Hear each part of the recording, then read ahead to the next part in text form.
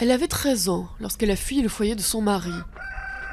Comme beaucoup de jeunes filles dans cette région isolée du Népal, cette adolescente a été enlevée et mariée de force.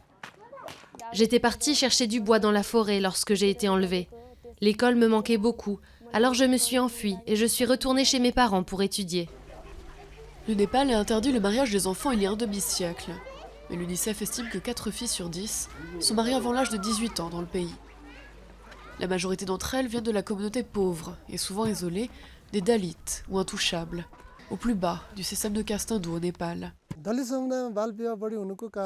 Il y a beaucoup de raisons qui expliquent le taux élevé d'enfants mariés chez les Dalits.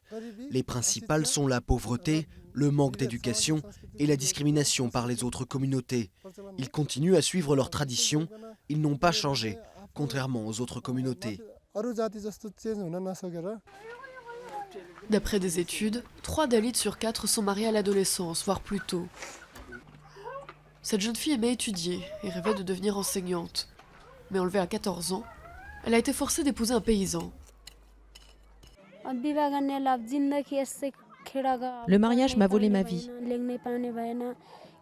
Je n'ai pas pu lire, écrire, finir mes études. Toute mon existence sera gâchée à travailler à la ferme.